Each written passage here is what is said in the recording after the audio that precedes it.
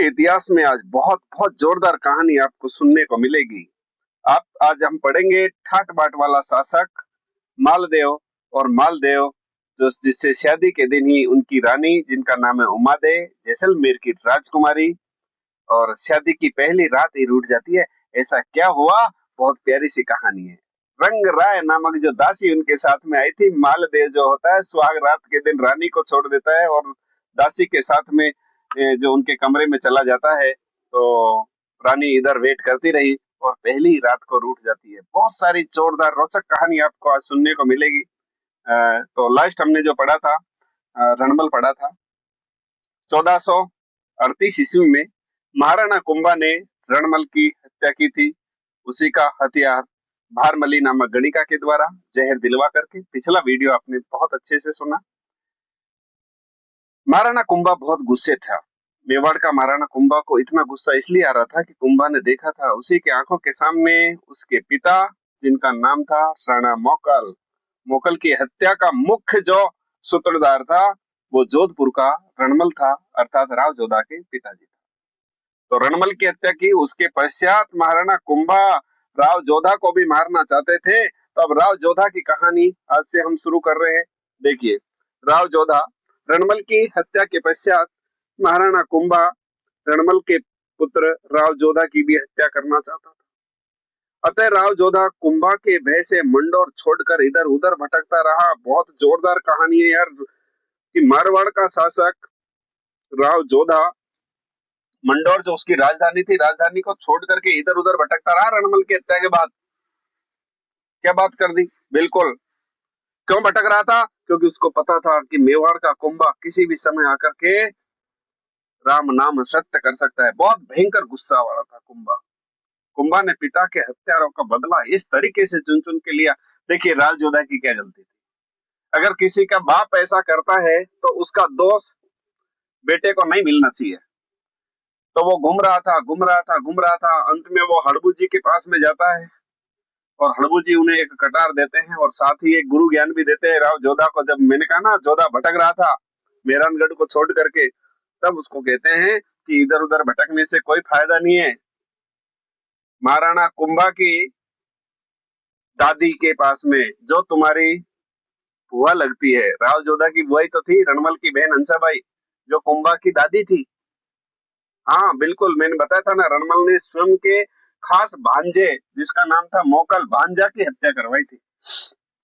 तो इधर कुंभा गुस्से था। तब राव जोधा जो है हड़बू जी की बात सुनकर के बुआ हंसा के पास में आता है और हंसा से कहता है मेरी रक्षा कर, आपका पोता मुझे जिंदा नहीं छोड़ेगा। तब हंसा ने कहा तेरी कोई गलती नहीं है जोधा, तू टेंशन मत ले, मैं समझा देती हूँ। तो हंसा भाई ने कुंभा को समझाया, दोनों के बीच में समझौता करवा दिया और बाद में मेवाड़ और मारवाड़ सीमा का भी निर्धारण हो जाता है। मैं आपको बता देता हूँ, दोनों के बीच में दोस्ती करवा दी थी मेवाड़ का महाराणा कुंभा, और उस समय जोधपुर का शासक कौन था? राव जोधा। देखो कहानी। तो 1453 ईस्वी में कई बार पूछा है, बुआ हंसाबाई के सहयोग से आवल बावल की संधि अर्थात मेवाड़ और मारवाड़ की सीमा का निर्धारण किया गया। मतलब बहुत अच्छी बात है ना, बंटवारा हो गया कि ये क्षेत्र मेवाड़ का रहेगा, ये मारवाड़ का रहेगा। आज के बाद में अपन लड़ेंगे ही नहीं। तो मेवाड़ और मारवाड़ की सीमा का जो निर्धारण किया गया वो कब हुआ था? 1453 में। किस किस के बीच में होता है? जोधपुर का शासक राव जोधा और मेवाड़ का महाराणा कुंभा के बीच में जो संधि हुई, उस संधि का नाम है आवल बावल की संधि। गुरुजी, आवल बावल नाम कहाँ से आया? आवल से मतलब होता है आंवला या आम के पेड़, कि जहां आंवला या आम के पेड़, शायद इसीलिए नाम दिया होगा उन्होंने। जिधर आम के पेड़ या आंवले के पेड़ है वो क्षेत्र तो रहेगा मेवाड़ के अंदर, जहां बम्बुल और खिजड़ी के पेड़ होंगे वो मारवाड़ के अधीन रहेगा। तो इसी प्रकार से निर्धारण किया था और उस समय थोड़ी फीता लेकर के नापा था कि ये बाउंड्री खींच दो। तो ये आवल बावल की संधि कहलाई थी, मेवाड़ और मारवाड़ के बीच में होती है। और इस संधि को स्थायी रूप देने के लिए महाराणा जोधा राव जोधा ने अपनी पुत्री, जिसका नाम है श्रृंगार देवी, इस श्रृंगार देवी का विवाह महाराणा कुंभा के पुत्र रायमल के साथ में कर दिया था। कुंभा के पुत्र जिसका नाम है रायमल के साथ में जोधा ने अपनी पुत्री, जिसका नाम है श्रृंगार देवी, का क्या कर दिया था? विवाह कर दिया था। किस संधि के बाद में? आवल बावल की संधि के बाद में। ये दो घटनाएं मैंने आपको बता दी। कि जोधा किस प्रकार से तो शासक बनता है और मेवाड़ और मारवाड़ के बीच में कौन सी संधि होती है। अब कुछ चीजें अपन देखते हैं राव जोधा के बारे में, कुछ खास बातें अपन देखते हैं। राव जोधा को जोधपुर का प्रथम प्रतापी शासक माना जाता है। क्यों माना जाता है, नीचे मैं आपको बताऊंगा। गौरी शंकर हीराचंद ओझा, GH ओझा, गौरी शंकर हीराचंद ओझा के अनुसार इन्हें जोधपुर का वास्तविक संस्थापक माना जाता है। और जब मैंने सामान्य परिचय कल बताया था वहां भी मैंने आपको बता दिया।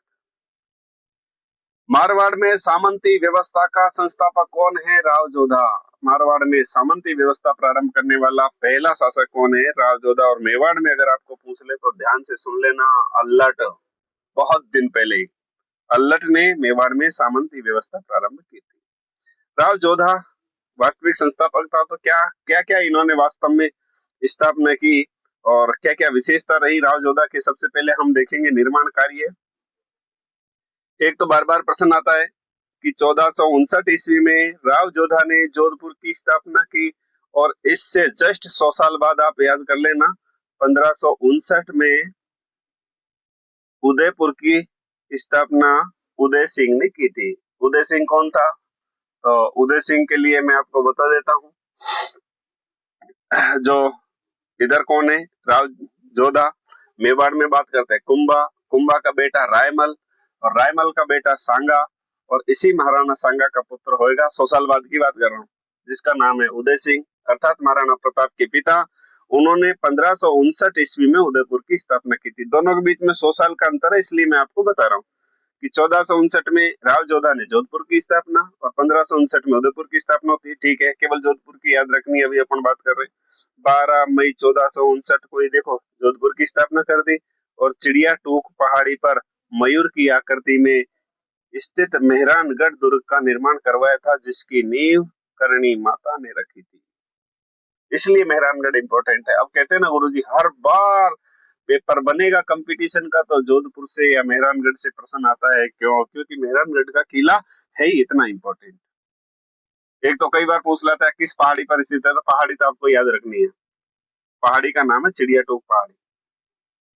जैसे जैसलमेर का पूछ ले तो त्रिकुट पर्वत आपको याद रखना है। चित्तौड़गढ़ का पूछ ले तो मेसा का पठार आपको याद रखना है। अरे भाई, जिसका पहाड़ी पर किला बना है तो वो पहाड़ी तो आपको याद होनी चाहिए। मेहरानगढ़ के लिए याद रखना है कि मयूर की आकृति में बना हुआ है और इसकी नींव जो है वो किसने रखी थी, करणी माता ने। करणी माता जिसका मंदिर देशनोक बीकानेर में स्थित है, जिसे चूहों वाली देवी के नाम से भी जाना जाता है। वहां सफेद चूहे पाए जाते हैं, उन्हें काबा कहा जाता है। बीकानेर में राठौड़ वंश की आराध्य देवी जो है वो करणी माता है, तो आपको याद रखना है करणी माता। तो करणी माता ने मेहरानगढ़ दुर्ग की नींव रखी थी। मेहरानगढ़ दुर्ग में कौन कौन सी माता का मंदिर है, तो वो भी मैंने आपको बता दिया था कि चामुंडा माता का मंदिर, जो इनकी राठौड़ों की आराध्य देवी है। 2008 में वहां पर भगदड़ मच गई थी, तो चामुंडा माता का मंदिर मेहरानगढ़ दुर्ग में है। एक चौहानों की कुल देवी जिसे नागणेची माता, नगाना माता, पंखनी माता, चक्रेश्वरी माता मैंने आपको बताया था ना, तो उसका भी मुख्य मंदिर अभी जो है वो कहाँ पर है, मेहरानगढ़ दुर्ग में ही स्थित है। देख लो एक बार। चामुंडा माता मंदिर का निर्माण मेहरानगढ़ दुर्ग में इनके शासनकाल में हुआ था। किसके शासनकाल में, राव जोधा के शासनकाल में। राव जोधा के शासनकाल में चामुंडा माता के मंदिर का निर्माण किसके शासनकाल में हुआ, राव जोधा। आपको तो याद रखना है राव जोधा ने करवाया था। जीर्णोद्धार, अब देखो आरपीएससी वाले क्या है कि पूरा पढ़ा है कि नहीं पढ़ा, आप कहीं ऊपर ऊपर से रट के तो नहीं जा रहे हो, इसलिए वो कथन कारण की प्रश्न दे देगा। इसलिए कथन कारण वाले क्वेश्चन आएगा, प्रश्न डीपली आएगा। इससे ज्यादा ये इंपॉर्टेंट हो जाता है कि इसका जीर्णोद्धार किसने करवाया था, तखत सिंह ने, क्योंकि हर बच्चा इसको नहीं पढ़ता है। तो याद रखना किसका, चामुंडा माता मंदिर का जीर्णोद्धार किसने करवाया, तखत सिंह ने। राव जोधा के लिए याद रखो, राव जोधा ने जोधपुर में जोधेलाभ तालाब का निर्माण करवाया, सबको आता है।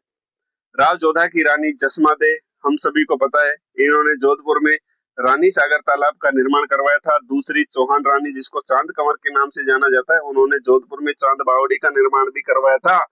चांद बावड़ी आप सभी ने पढ़ी है, आबा नेरी की चांद बावड़ी जो दौसा में बहुत ज्यादा प्रसिद्ध है, लेकिन जोधपुर में भी चांद बावड़ी है। इसका निर्माण राव जोधा की रानी, चौहान रानी चांद कंवर ने इसका निर्माण करवाया था। और एक जसमा दे ने रानी सागर तालाब का निर्माण जोधपुर में करवाया था। दोनों रानियों ने 2 तालाब बनवा दी, एक ने तालाब बनवा दिया, एक ने बावड़ी बनवा दी। राव जोधा ने सुन जोधेला तालाब बनवा दिया। नोट डाल के कुछ चीज लिखी है, नोट है तो इम्पोर्टेंट है। हाँ, अभी मैंने जो बताया था वही आपको नोट में डाल दिया कि राजस्थान की प्रसिद्ध चांद बावड़ी आवानेरी दौसा में है। कंफ्यूजन नहीं होना है। अब राव जोधा के 5 पुत्र थे और पांचों के पांचों के बारे में मैं आपको बताऊंगा।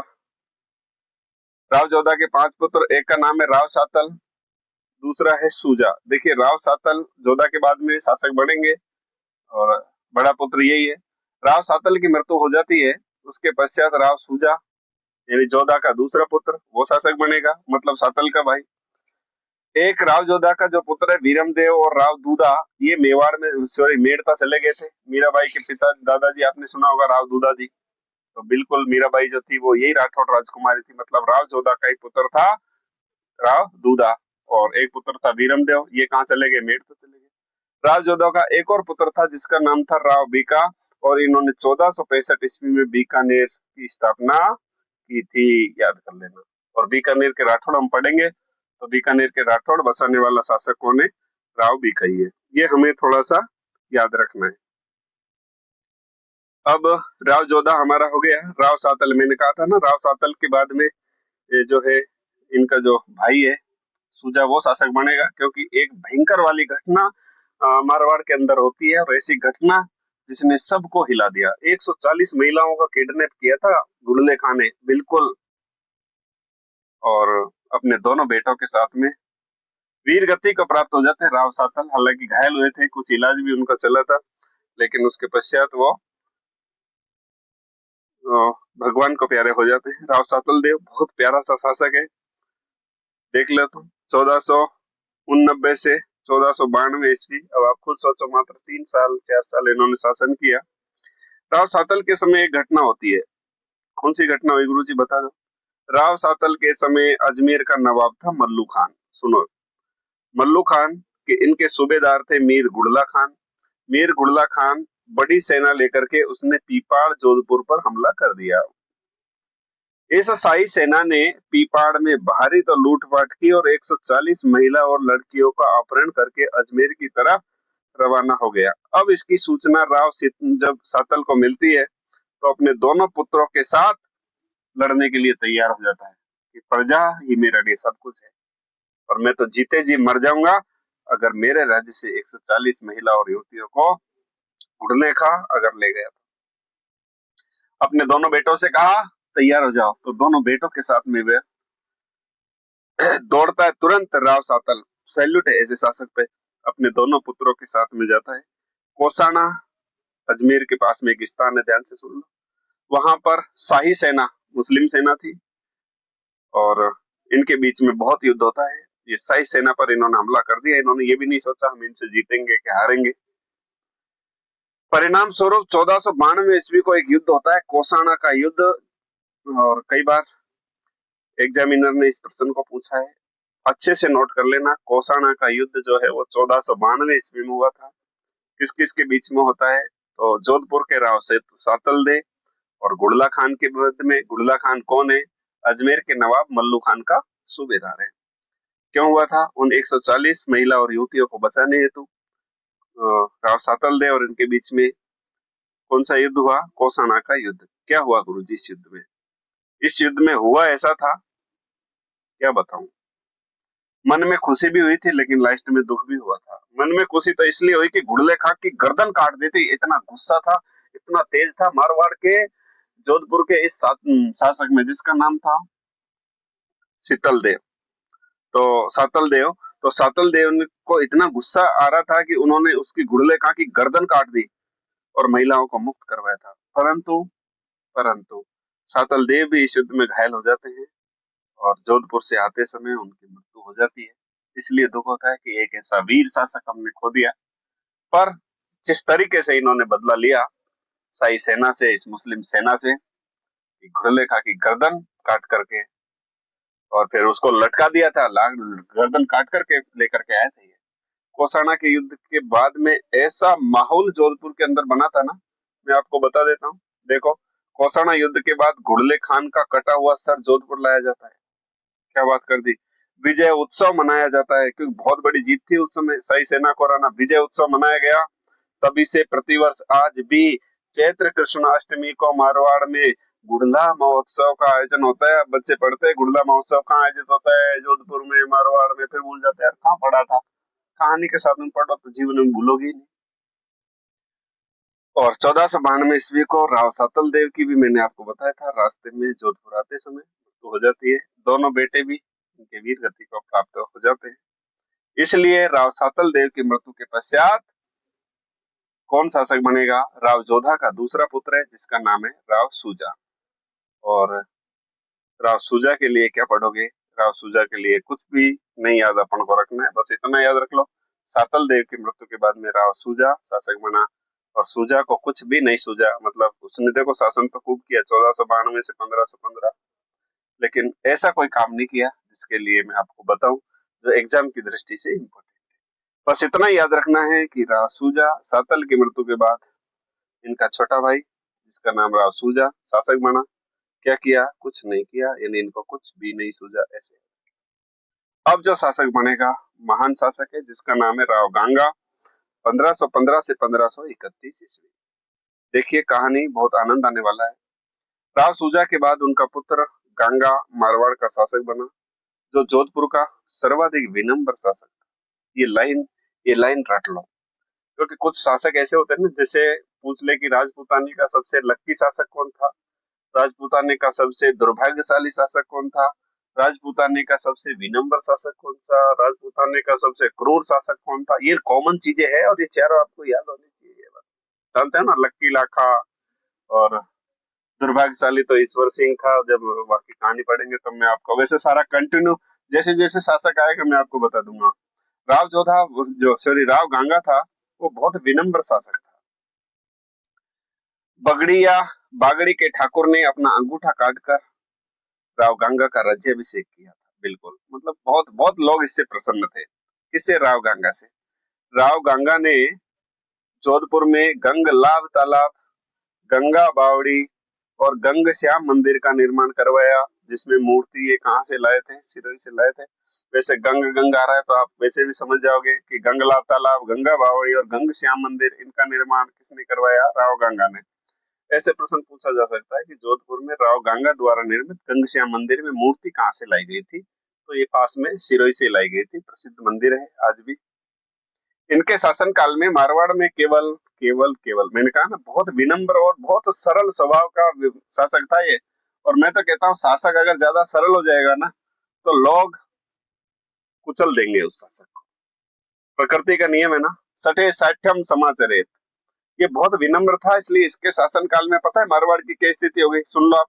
इनके शासन काल में मारवाड़ में केवल जोधपुर और सोजत परगना दो को छोड़ करके, हाँ, सब परगने सब स्वतंत्र हो गए, क्योंकि अन्य सभी परगनों के सामंत राव गांगा की विनम्रता का फायदा उठाते हुए मारवाड़ रियासत से स्वतंत्र हो गए। बोले अमीर राजा है। अरे जब राजा ज्यादा विनम्र है ना तो अधीनस्थ वाले अपने आप को राजा समझने लग गए थे।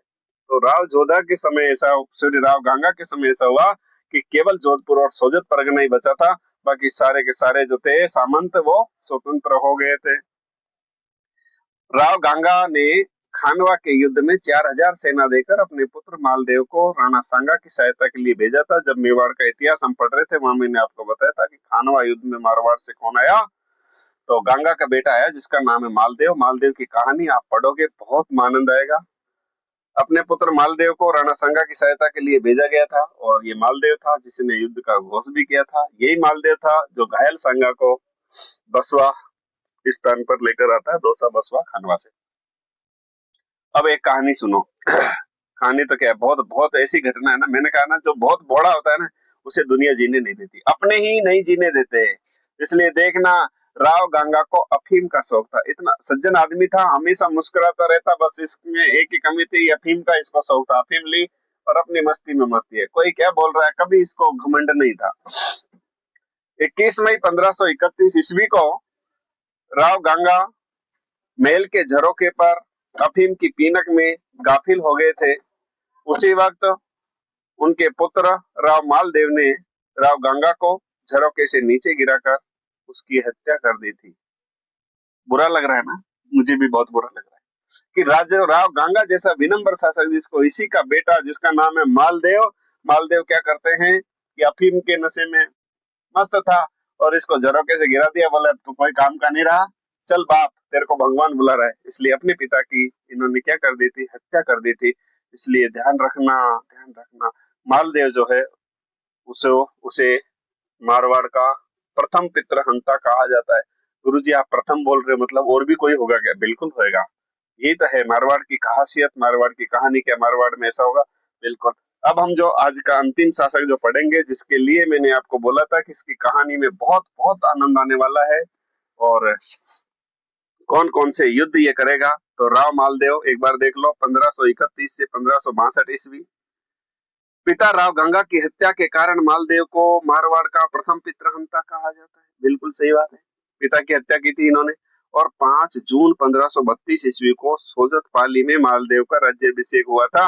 गुरुजी मालदेव का राज्याभिषेक जोधपुर में क्यों नहीं हुआ? क्योंकि जोधपुर राजधानी बना दी थी ना ये। तो जोधपुर में क्यों नहीं हुआ?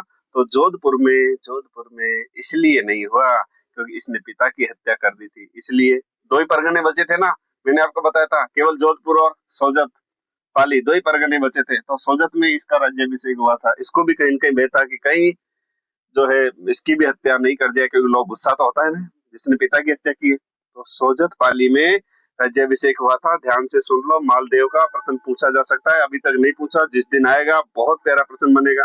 तो मालदेव का राज्याभिषेक कहाँ हुआ? सोजत पाली में हुआ। मालदेव के कुछ उपनाम है, तो उपनाम भी देख लो। मतलब अजब अजीब शासक था, अजीबो गरीब नहीं होता ये, तो अजीब शासक था, ठाट बाट वाला शासक कहा जाता है, 52 युद्धों का विजेता था, हिंदू बादशाह था। अरे जिसके ऐसा ही होता है, जिसके पापा बहुत बड़े होते हैं ना, तो बच्चे बहुत शैतान होते हैं। तो सच में क्या ऐसा था क्या? बिल्कुल 52 युद्धों का विजेता कहा जाता है मालदेव को, छोटा मोटा शासक नहीं था, बहुत बहुत ताकतवर शासक था। दुनिया आसपास से हिला के रख दिया था इसने। इसके पिता के समय सब स्वतंत्र हो गए ना, और जब ये मालदेव शासक बना ना, तो जो परतंत्र दूसरे राज्य भी थे उनको तक मालदेव ने छीन लिया था, किसी को नहीं छोड़ा था ये। तो ठीक है, पिता भले ही भोले थे लेकिन बेटा बहुत बहुत टैलेंट है। तो सुन लो इनके बारे में। मालदेव, इसका जो उपनाम या उपाधि देख लेते हैं। तो मालदेव के लिए सबसे पहले 52 युद्धों का विजेता, बिल्कुल 52 युद्ध जीते थे इसने मालदेव ने। हिंदू बादशाह के नाम से भी जाना जाता है। फारसी इतिहासकारों ने मालदेव को अस्मत वाला शासक या ठाट बाट वाला शासक कहा, ये कई बार पूछा है। अस्मत वाला शासक या ठाट बाट वाला शासक कौन है? मालदेव। इतिहासकार फरिश्ता ने मालदेव को हिंदुस्तान का सबसे शक्तिशाली शासक बता दिया। क्या गुरुजी ऐसा क्या किया? बिल्कुल मैं बताऊंगा, अभी महत्वपूर्ण घटना हम पढ़ेंगे। इतिहास का सबसे शक्तिशाली शासक कहा किसने? इतिहासकार फरिश्ता ने। प्रश्न आ जाए, इतिहासकार फरिश्ता ने किसे हिंदुस्तान का सबसे शक्तिशाली शासक कहा है? तो मालदेव ही ऑप्शन होगा। महाराणा प्रताप दे दे तो नहीं करना है, इतना सा ध्यान रखना। अब्दुल कादिर बंदाई ने मालदेव को पुरुषार्थी शासक कहा है। बिल्कुल, ये मालदेव ही था जिस समय दिल्ली का बादशाह शेरशाह सूरी हाँप गया था, कांप गया था, डर गया था। उसने कहा ना कि मैं मुट्ठी भर बाजरे के लिए हिंदुस्तान की बादशाह खो देता। तो महत्वपूर्ण घटनाक्रम हम लोग देख लेते हैं किसके? मालदेव के। तो जो कहानी मैं आपको बताने जा रहा था वो कहानी आ गई है। 1536 ईस्वी में जैसलमेर के जैसलमेर का शासक था लूणकरण सर। सुनो मेरी बात। 1536 में जैसलमेर का लूणकरण सर ने अपनी पुत्री जिसका नाम था उमादे, उमादे का विवाह किसके साथ में किया? मालदेव के साथ में किया। परंतु विवाह की पहली रात को ही मालदेव ने गड़बड़ कर दी। मालदेव क्या था? नशे में चूर था, और नशे में चूर होने के कारण उमादे के कक्ष में न जाकर के उनके साथ आई दासी जिसका नाम था रंगराय। सच्ची बात तो ये है कि रंगराय बहुत सुंदर थी, आगे आएगा सुनना, इसकी कहानी बहुत भयंकर सुंदर थी, इसलिए मालदेव ने भी गड़बड़ कर दी। मालदेव ने क्या किया कि मालदेव जो है वो उमादे के कक्ष में न जाकर के और कहाँ चला जाता है? रंगराय के कक्ष में चला गया। रानी रात भर इंतजार करती रही, राजा नहीं आए, तो सुबह उठते ही वो इतना गुस्सा हो गई। तो उमादे, जिसे रूठी रानी कहते हैं ना, रूठी क्यों? तो इसलिए रूठी। उमादे जो है उसी रात को, पहली रात को रूठ गई, और रूठ करके वो चली गई थी तारागढ़ अजमेर। ये भी याद रखना कहाँ रही थी। तो जोधपुर से वो पियर नहीं जाना, कहाँ गई थी? तारागढ़ अजमेर में आ गई थी। तथा विवाह के पहले दिन के पश्चात उमादे ने मालदेव का कभी मुख नहीं देखा। सुन लो मेरी बात, कितनी मतलब रूठ गई। तो कैसी रूठ गई कि उसने शादी के बाद में कभी मालदेव का मुख नहीं देखा उमादे ने। 1562 ईस्वी में मालदेव की मृत्यु के उपरांत मालदेव की पगड़ी के साथ में सती हो गई। ये जो कहानी जो नीचे मैंने लाइन लिखी है ना, ये केवल और केवल केवल हिंदुस्तान में मिल सकती है, हिंदुस्तान में भी, राजस्थान में। क्या महान रानी थी ये ना, अपने पिता के घर गई। आज का तो रूठ जाए तो फिर पता नहीं दुनिया हिला धरे, कोई बात नहीं। रूठ करके कहाँ रही थी? तारागढ़ किले में रही थी। आजीवन मुंह नहीं देखा उसने, देखो आप कैसी रूठी। और कहानी बताओ। प्रेम भी था, भले ही रूठ गई, लेकिन पति के प्रति जो स्नेह है वो केवल हिंदुस्तानी संस्कृति में मिल सकता है। और जब मालदेव की मृत्यु होती है ना 1562 में, तब मालदेव की पगड़ी के साथ में सती हो गई। सैल्यूट है ऐसी रानी जिसका नाम है उमा। मालदेव ने पश्चिमी राजस्थान में बहुत सारे दुर्ग बनवाए। तो वो कौन कौन से, देखो, एक तो सोजत पाली का किला मालदेव ने बनवाया था। सारण का किला पाली में, ये भी मालदेव ने बनवाया। पोखरण का किला जैसलमेर में कभी जाओ तो ये भी मालदेव के द्वारा बनवाया हुआ है। मालकोट का किला या मेड़ता का किला नागौर में है। तो इन 4 मुख्य किलों का निर्माण किसने करवाया? मालदेव ने करवाया। मालदेव से संबंधित महत्वपूर्ण घटनाक्रम, मैंने कहा ना, 52 युद्धों का विजेता, ठाट बाट वाला शासक। सच में ऐसा ही था क्या? सुन लो मेरी बात। अब क्रम वाइज हम पढ़ेंगे। 1535 ईस्वी में मेवाड़ पर गुजरात ने जिस समय आक्रमण किया, मेवाड़ पर गुजरात के शासक बहादुर शाह ने आक्रमण किया था, उस समय मालदेव ने मेवाड़ को सैनिक सहायता उपलब्ध करवाई थी। क्या बात कर दी, बिल्कुल। 1535 में जब बहादुर शाह ने आक्रमण किया, तब मेवाड़ के सहयोग में खड़ा रहा था मालदेव। और सुनो, जब मैंने आपको पढ़ाया था ना उदय सिंह कि 1540 ईस्वी में बनवीर को गद्दी से हटाकर उदय सिंह को मेवाड़ का महाराणा बनाने में सबसे ज्यादा महत्वपूर्ण भूमिका निभाई, तो वो यही व्यक्ति था, यही महान शासक था जिसका नाम था मालदेव। उदय सिंह भी इससे खुश हुआ था। और उदय सिंह ने मालदेव को, पता है, एक हाथी दिया था जिसका नाम था वसंत राय नामक हाथी। जितनी 1000 बार सुन लो इतना इंपॉर्टेंट है। अभी तक नहीं पूछा है, लेकिन प्रश्न पूछा जा सकता है कि उदय सिंह ने मालदेव को खुश होकर के कौन सा हाथी दिया था? वसंत राय हाथी दिया था। उदय सिंह खुश क्यों हुआ था? क्योंकि उदय सिंह को शासक अगर किसी ने बनाया तो वो मालदेव ही था। बिल्कुल, बनवीर को हटाया था राजगद्दी से। अब कुछ नोट है, देख लो। पहला नोट ये है कि 1534 से 1535 में मालदेव ने नागौर के दौलत खां, मेवाड़ के बीरमदेव को पराजित कर अजमेर और मेड़ता पर अधिकार कर लिया। 1534 में तो नागौर का जो दौलत खां था तो उसको हराया और नागौर पे अधिकार कर लिया। 1535 में मेड़ता जो गए थे ना बीरमदेव और दूधाजी, तो बीरमदेव को पराजित किया इसने, किसने? मालदेव ने। ये थोड़ा सा गलत है, कुछ चीजें मुझे भी मालदेव की अच्छी नहीं लग रही है। ये बात, अपनों के ऊपर आक्रमण कर रहा है, क्या करेगा भाई, सब यही छोड़ के जाना है, और छोड़ के गया ही था, है ना। तो इन्होंने अपने परिवार के ऊपर यानी बीरमदेव पर आक्रमण कर लिया और मेड़ता पर अधिकार कर लिया। और क्या चाहिए? मालदेव ने 1538 ईस्वी में जालौर के सिकंदर खान, कुछ चीजें अच्छी है, कोई बात नहीं, जालौर आक्रमण करो। जालौर के सिकंदर खान को, भद्राजून के वीर सिंघल को और सिवाना के डूंगर सिंह राठौड़ को पराजित कर इन तीनों पर क्षेत्रों पर भी अधिकार कर लिया था। किसने? मालदेव ने। यानी जालौर अपने अंडर में कर लिया, भद्राजून अपने अंडर में कर लिया, सिवाना बाड़मेर भी अपने अंडर में कर लिया, नागौर अपने अंडर में कर लिया, मैंने आपको बताया था, अजमेर अपने अंडर में कर लिया, मेड़ता अपने अंडर में कर लिया। तो इसलिए 52 युद्धों का विजेता किसको कहा जाता है? मालदेव को। और कुछ महत्वपूर्ण कहानी, क्रम वाइज चल रहे हैं। 1542 ईस्वी में बीकानेर के शासक राव जेत्र सिंह को मालदेव ने सेनापति जैता व कुपा की सहायता से पहावा, ये कई बार पूछा जाता है, साहिबा गंगानगर में ये पहावा स्थान, पहावा के युद्ध में मार गिराया तथा सेनापति कुपा को बीकानेर का प्रशासक नियुक्त किया था। इससे नाराज जेत्र सिंह का पुत्र राव कल्याणमल तत्कालीन दिल्ली बादशाह शेरशाह सूरी के पास में चला गया और मारवाड़ आक्रमण के लिए कल्याणमल ने शेरशाह सूरी को आक्रमण किया, यहाँ पे बुलाया था, और बुलाना भी लाजमी था। अब देखो, शासक को ऐसा मत पढ़ो इसने ही किया, मतलब कुछ चीज ऐसी होती है। अब आप खुद सोचो कि मालदेव को बीकानेर पे आक्रमण करने का जरूरी था क्या? क्या करना चाहिए था? अरे राव जोधा के ही तो 5 पुत्र है भाई ये।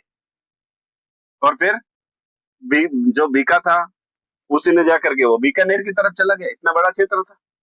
बीरमदेव दूधाजी मेड़ता की तरफ चले गए, मेड़ता नागेर में, भाई तुम रहो ना वहां पे। लेकिन मालदेव ने क्या किया? सबको छीन लिया, सबको छीन लिया, और बीकानेर के शासक जेत्र सिंह को मार भी दिया था। तब जैत्र सिंह का बेटा जिसका नाम है कल्याणमल दिल्ली के बादशाह के पास में जाता है और कहाँ जाता, कौन सहायता करता, तो दिल्ली के बादशाह शेरशाह सूरी के पास में चला गया और मारवाड़ आक्रमण के लिए आमंत्रित किया। अब क्या शेरशाह सूरी आता है और गिरी सुमेल का युद्ध होता है जो बार बार परीक्षा में पूछा जाता है। कब हुआ, डेट अच्छे से रट लो, इसकी तो डेट ही रट लो, डेट ही 4 बार पूछ ली। 5 जनवरी 1544 ईस्वी को बड़ा युद्ध था मालदेव और शेरशाह सूरी के मध्य। गिरी सुमेल का युद्ध हुआ था जैतारण पाली में। इस युद्ध से पूर्व मालदेव की सेना से घबराए हुए शेरशाह सूरी ने देख लिया जेता व कूपा के नाम से जाली अर्थात भ्रांति पत्र लिखे, जिस कारण मालदेव युद्ध मैदान छोड़ करके जोधपुर चला गया। हालांकि ये युद्ध जेता और कूपा की वीरता और शहादत के लिए जाना जाता है। मैं अपनी भाषा में समझा दूं कि बीकानेर के जो शासक थे जैतर सिंह, उनकी हत्या कर दी थी किसने, मालदेव ने। मालदेव ने जब हत्या कर दी और उसके पश्चात बीकानेर का जैतर सिंह का बेटा है कल्याणमल, वो दिल्ली जाता है। दिल्ली का बादशाह था शेरशाह सूरी, उसे आमंत्रित करता है। शेरशाह सूरी अपनी सेना लेकर के आता है और 5 जनवरी 1544 को युद्ध हुआ। लेकिन उससे पहले एक दिन पहले 4 जनवरी 1544 को एक घटना होती है।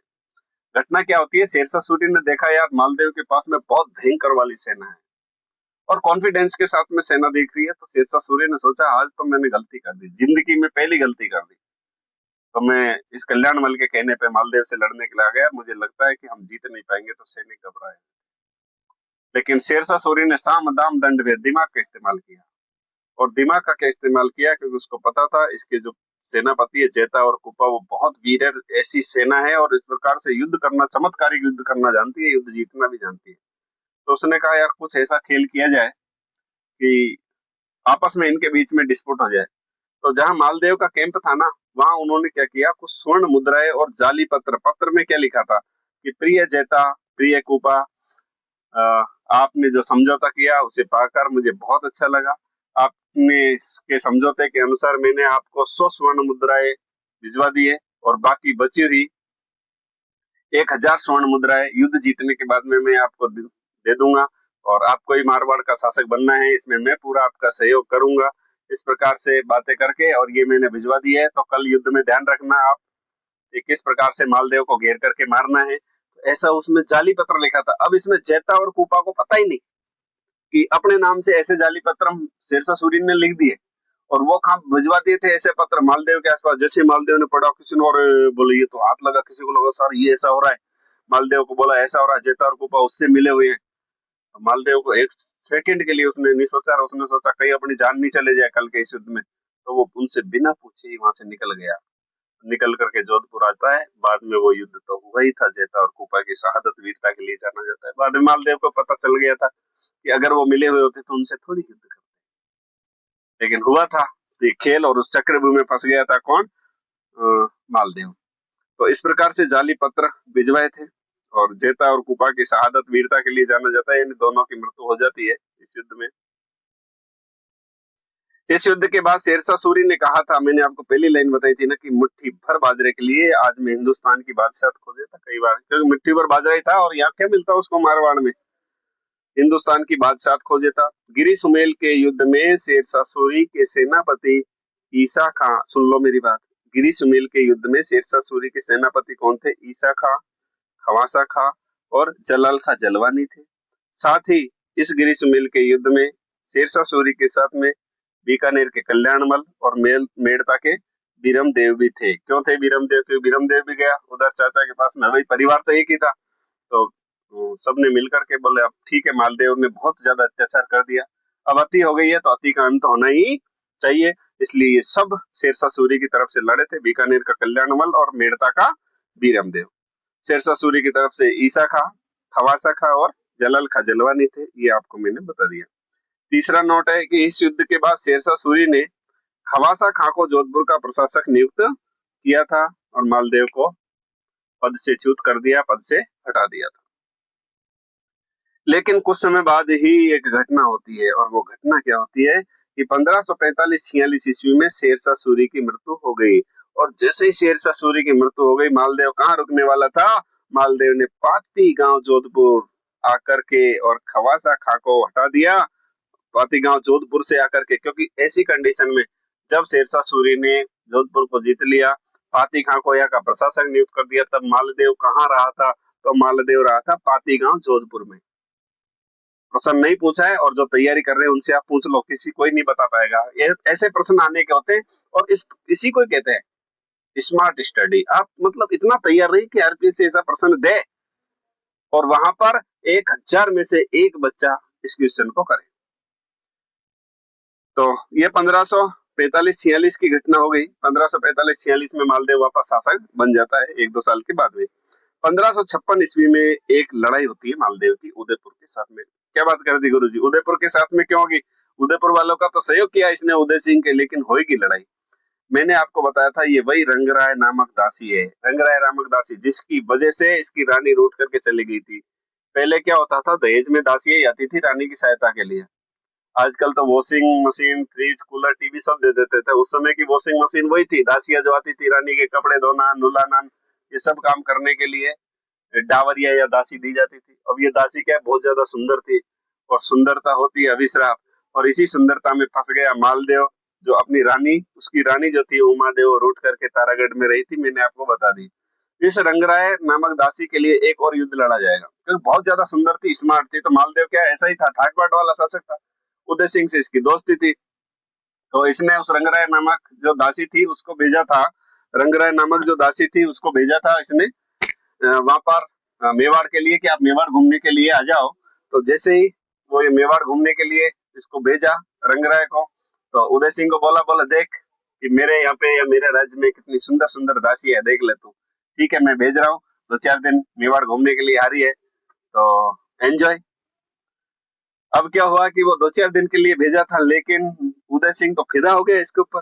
अरे जो मालदेव खुद फिदा हो गया, मतलब पहली रात आप सोचो, ये बात रानी रूठ के चली गई, इतनी सुंदर थी, तो उदय सिंह भी फिदा हो गया। उदय सिंह ने कहा बोले ठीक है, अब जाना ही नहीं है। अब काफी दिन हो गए, 2-4 महीने निकल गए, बढ़िया टेंशन में आ गया।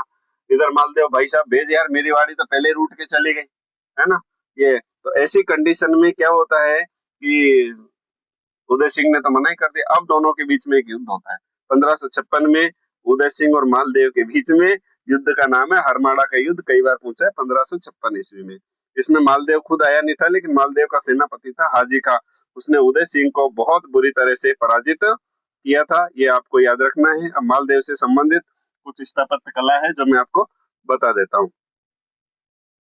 देखिए, मालदेव की रानी है जिसका नाम है झाली रानी स्वरूप दे। उन्होंने स्वरूप सागर तालाब का निर्माण करवाया था, जिसे बहूजी का तालाब के नाम से भी जाना जाता है। स्वरूप सागर तालाब जोधपुर में स्थित है। रानी स्वरूप दे ने बनवाया था, जो मालदेव की झाला रानी थी, और उसी को बहूजी का तालाब भी कहा जाता है। एक मालदेव ने एक काम ये भी करवाया था, रानी वाले रूट के चली गई है, लेकिन उस रूठी हुई रानी के लिए समस्या थी ना, तारागढ़ में रही थी, पानी की बड़ी प्रॉब्लम थी। तो इन्होंने रहट रहट कहते हैं या राहट कहते हैं, जो पानी ऊपर चढ़ाने का यंत्र है, वो लगवाया था इन्होंने। नूर चश्मा में पानी भरा रहता है और वहीं से पानी ऊपर चढ़ाने का रेट मालदेव ने लगवा दिया था। कोई बात नहीं, मेरी लाडी रूट करके रह रही है, लेकिन वो प्यासी नहीं मरनी चाहिए। तो राहट जो इन्होंने बनवाया था। मालदेव ने जोधपुर में शहरपना, यानी जोधपुर के परकोटा, वापस सुन लो, जोधपुर में परकोटा किसने बनवाया था, शहरपना का निर्माण किसने करवाया था। मेरा एक क्वेश्चन है आपसे, मैंने आपको मेवाड़ का इतिहास पढ़ाया था ना, तब मैंने आपको बताया था कि उदयपुर जो है उसका दूनी के क्षेत्र में बसाया था। तो इस उदयपुर के परकोटे का निर्माण किसने करवाया था? मालदेव ने मेड़ता में मालकोट दुर्ग का निर्माण करवाया। इसके अलावा सोजत दुर्ग का निर्माण भी मालदेव ने करवाया, जो मैंने आपको फर्स्ट में ही बता दिया था। और अब नोट आपके लिए, बस लास्ट 5 नवंबर 1562 ईस्वी में अकबर और मालदेव के मध्य में पुनः एक स्थान, मालदेव के मध्य में उसी स्थान पर जेतारण नामक स्थान पर एक युद्ध हुआ था, और इसमें मालदेव की मृत्यु हो जाती है, क्योंकि अब की बार शेरशाह सूरी नहीं है। कौन है? मालदेव। तो मालदेव शेरशाह सूरी नहीं है, कौन है? अकबर। तो अकबर और मालदेव के मध्य में युद्ध होता है, और तारीख आप याद रख लेना, 7 नवंबर 1562 को मालदेव की मृत्यु हो जाती है। और इनकी मृत्यु के पश्चात इनकी जो रूठी रानी उमादे थी, वो इनकी पगड़ी के साथ में सती होती है। कैसी लगी आपको मारवाड़ की कहानी? अच्छी लगे तो मेरे चैनल को सब्सक्राइब करो, वीडियो को लाइक तो कर दो, उसमें 1 सेकंड का समय लगता है। और सारे सारे के सारे आपको मिलेंगे। ये बात मैं जैसे वीडियो हो जाएंगे उसके बाद मैं आपको एमसीक्यू के जो क्वेश्चन होते हैं वो भी मैं आपके लेकर के आऊंगा। कला संस्कृति भी बहुत ट्रिक और कहानी के माध्यम से पढ़ाऊंगा। आपने सुना, इसके लिए बहुत बहुत धन्यवाद।